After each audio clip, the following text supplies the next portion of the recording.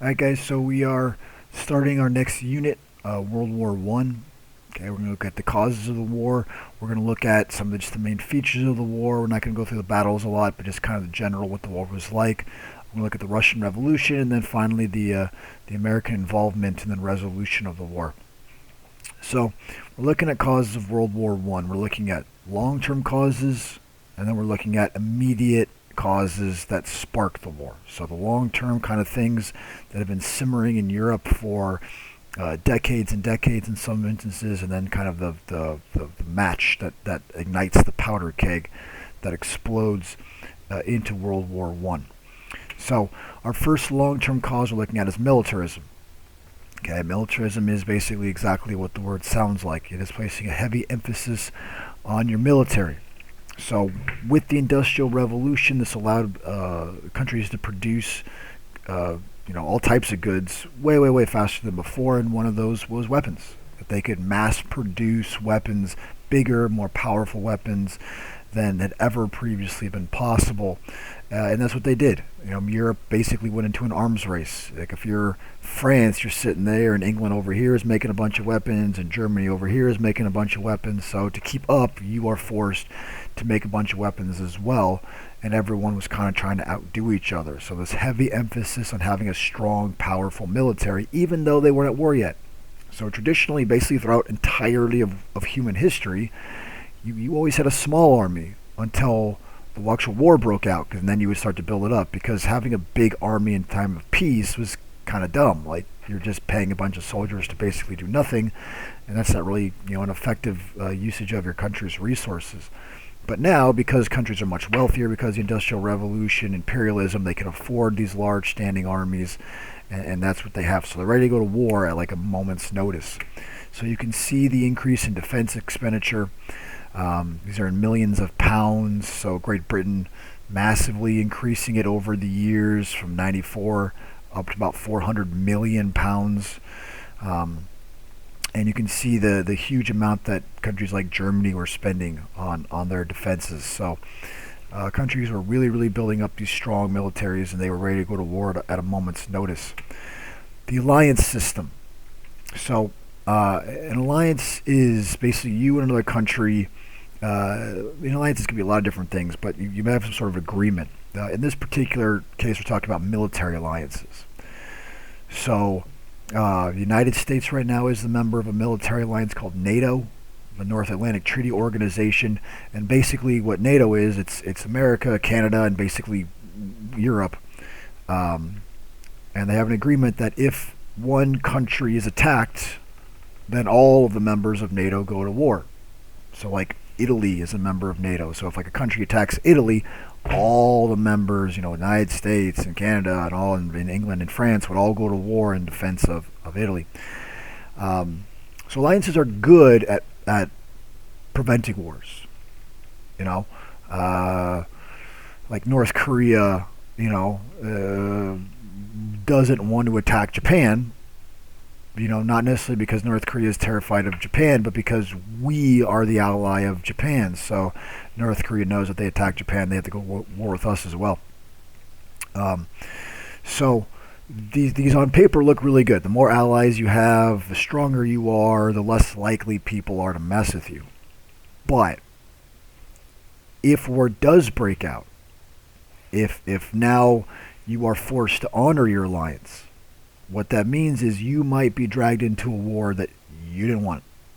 So, if a country does attack Italy, now America has to go to war, and maybe like, hey, why, like that they're not attacking us? Like, well, is this really worth it? Americans are dying, we're spending money, and is this worth it to defend another nation? So it can turn a small scale conflict into a much, much, much larger war.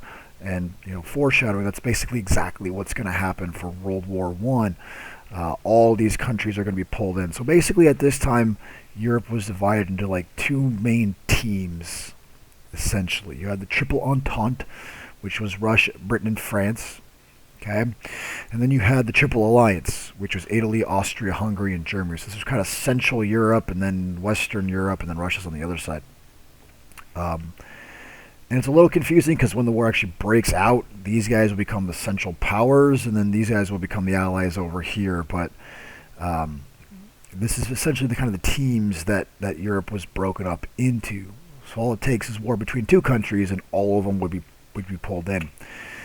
Um, so there's our basically our red, white, and blue team, which is appropriate because America's going to join over here too eventually. And then the Central Powers, the Triple Alliance, as it was called before the war broke out.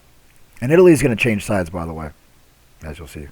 And they do the exact same thing in World War II. So Italy always kind of starts off on the losing team and then switches sides to the winning team halfway through the war. Nationalism. Okay, nationalism is, again, kind of like the word suggests, intense love for your country. This is even beyond patriotism. Like patriotism is like, yay, go America, whatever, and that's fine. But nationalism is like, we are the best. We are so great. Everyone should be like us, and we should be able to force our superior culture on them.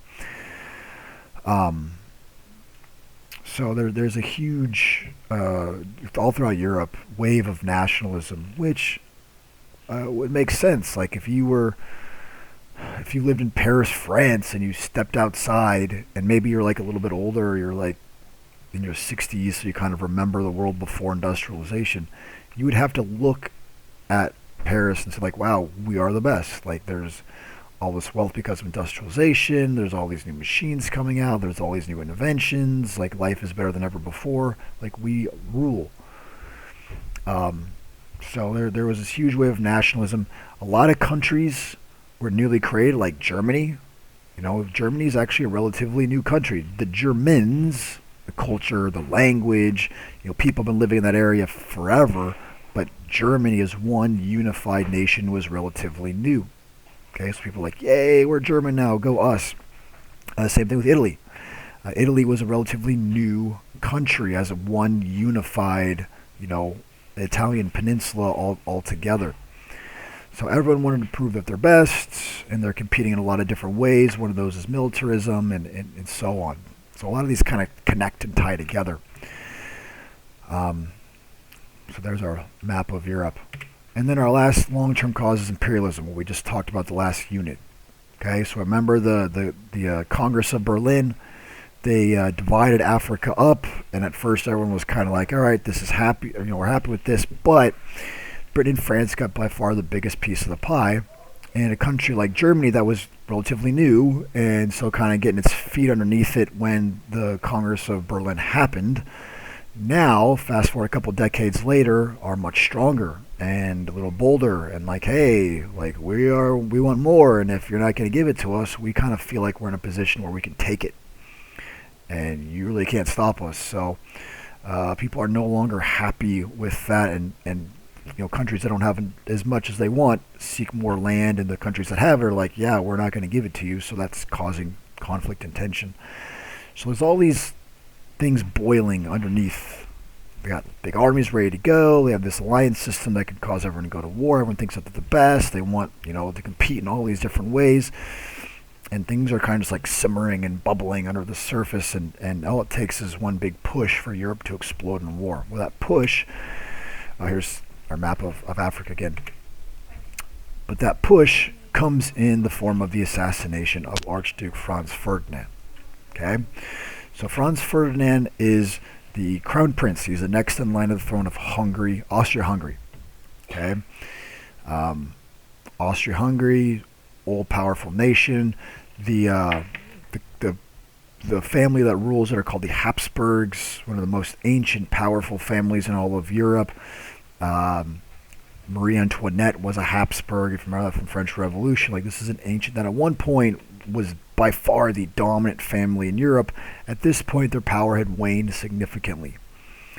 But still, Austria-Hungary was considered a major power in Europe, and he was the next in line of the throne. Well, here's the problem. And I showed you this when we talked about the end of the French Revolution, if you remember, the Congress of Vienna. But Austria-Hungary was made up of a lot of different ethnic groups. So all of this is Austria-Hungary, but the different colors here are the different nationalities. So remember I talked about before, like all people like in Germany are German, so they're cool with that. Like all the people in France are French, so they're cool with that. But Austria-Hungary was made up of a lot of different nationalities who don't necessarily want to be part of Austria-Hungary. One of those areas right here is the Bosnia province, because the people there are mostly Serbs. Well, Serbia is a country right here. So all the Serbs living here under the rule of Austria-Hungary, like, no, we want to be part of Serbia because that's like our people. So there was a lot of problems there. And there was actually a terrorist group of Serbian nationals called the Black Hand that was operating there and causing lots of problems and stuff. So what happened was Franz Ferdinand, to try to kind of quell the people, like, hey, I'll go there, and I'll wave, and I'll be like, hey, everyone, and people like, oh yeah, there's the crown prince, we love him, and things will kind of calm down. So he's going to go from the capital of Austria-Hungary, Vienna, down to Sarajevo, which is the provincial capital of Bosnia. Well, the Black Hands see this and like, oh, sweet, this is an opportunity to assassinate the prince. And they tell people where he's going to be, because they wants people to come out and see them, and he's going to be in a car, but it's like open top. So he's very, very vulnerable, and he doesn't think anything's going to happen, but sure enough, it does. So during his motorcade, it's actually attacked twice. The first time someone from the Black Hand throws a bomb at the motorcade, it doesn't injure the crown prince and injures some other people in his entourage, and they speed away. But instead of like, hey, we're under attack, like we're done, we're getting the heck out of here and make sure the crown prince is safe, and actually after things kind of calm down, like, hey, let's go back out on the parade. Which of course would never happen, if anyone ever attacked the president, like, he's gone, like he's out of there, he's on Air Force One, he's back to safety, like there's no, like, let's try again later sort of thing. That's what they did. And as fate would have it, they're cruising along. They actually come to a stop during the motorcade because there's some confusion about their route. And right, like across the street, catty-corner from where the motorcade stopped, where the crown prince's actual car was, there was a member of the Black Hand named Gavrilo Princip, who was sitting in like a cafe. And they were kind of like bummed, like, oh man, we had our chance to kill the prince, we failed. Well, he looks up and through like the window sees, oh my gosh, he's like just stopped dead in the street right there.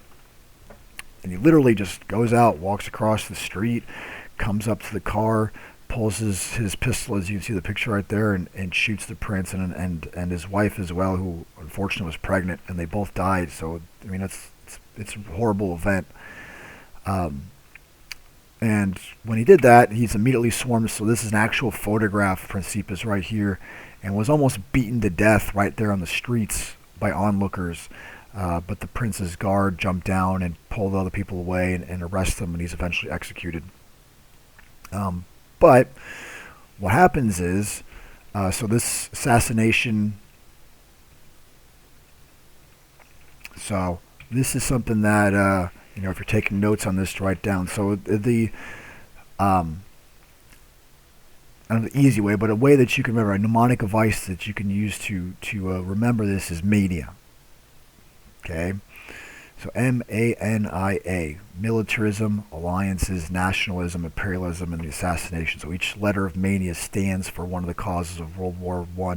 The long term up here, and then the spark, the assassination down here. And it's appropriate because mania means craziness, and that's basically what World War I was craziness. So just remember mania, MANIA. You'll need this for next year for American history too, because you'll talk about World War I again. So it helpful for you guys to remember this. It'll help you out next year too.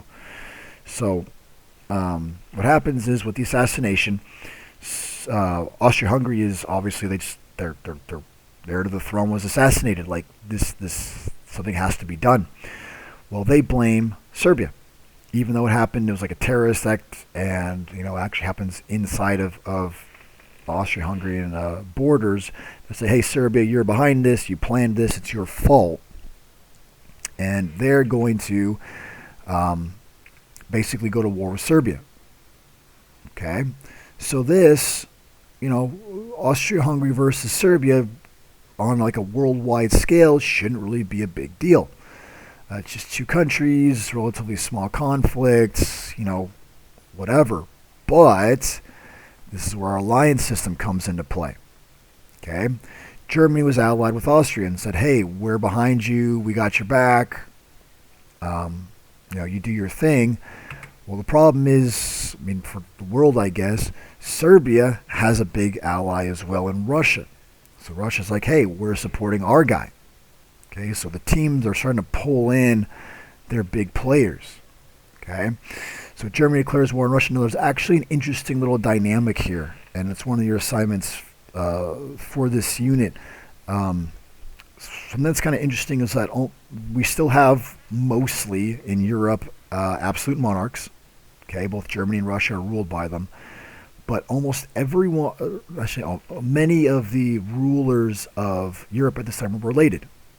They were the grandchildren of Queen Victoria of England. So actually the King of England, the Tsar of Russia, and the Kaiser of Germany were all first cousins.